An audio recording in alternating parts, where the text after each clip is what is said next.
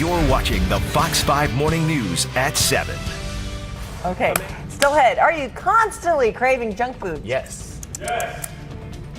What foods you can add to your diet so you don't reach for another bag of chips? I'm here with a guy who would know. This is Dr. Shawn Talbott. You are a biochemist, right? Nutritional biochemist. So what does that mean?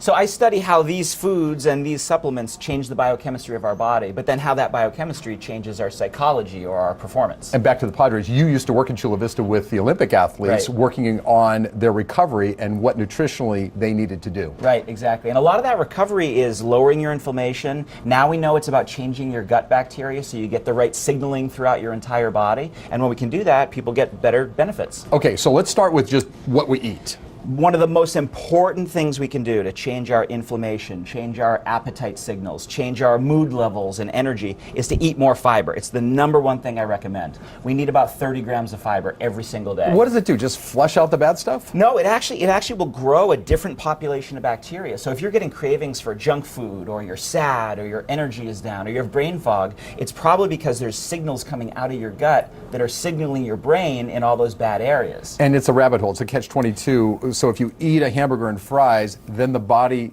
recognizes that and wants more of it? That's right. It grows bacteria that thrive on hamburgers and fries, and then when those are hungry, you get more signals for that. So if you can eat the right fibers, you're going to grow different bacteria that send signals for more fiber. How quickly can you change the signals? You can start changing them in one meal. That's it? But it takes about a month in order to completely change the ecology of your gut. Okay. And does that diminish the cravings? It does. It does. And one of the things that I'll hear from people is that they'll say, well, look, I can't eat that many fiber foods, or I don't like the taste of asparagus or beans or something. So that's where I recommend some supplements. I still recommend the foods, but then the fiber supplements can fill that gap. So we're going to go right to left here, and the foods first, then the supplements second by way of recommendation? That's right, exactly. Eat as many of these as possible. Beans and oatmeal and kale and asparagus. These will grow the bacteria that we want, so we get the signals that we want. What supplements did you bring? And then, so this one is Sunfiber. One of the problems with a lot of fiber supplements is they get gooey, and I mean they're as bad as some of the high fiber foods.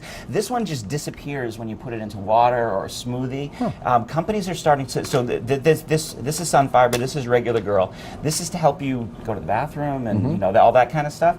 Other products are starting to take this Sunfiber and put it in with probiotics, so you get a mental benefit from it. So your mood is better. So there's lots we can do with the right signaling of these bacteria. Now, what about fermented foods? These are these things here. You're not talking about alcohol here. Not that kind of fermenting. But when you ferment dairy, yogurt and kefir and things like that, or even if you get sauerkraut or kimchi, that can give you the probiotic. That can give you the actual bacteria that we want. But dairy gets a bad rap these days, though. It does, and it really shouldn't. It really shouldn't. It's something that some people can have an allergy to casein, the main protein. But if you're getting a good quality, good probiotic in that yogurt, you're going to grow the right bacteria. So when you're in the supermarket, look for something on the label that says probiotics? That's right. Okay. That's right. Very good. And you brought teas? What is that? And then teas, phytonutrients are another way. So we can fix the second brain in our gut and get the right signals to our brain. We can also take phytonutrients like tea, flavonoids, and amino acids like theanine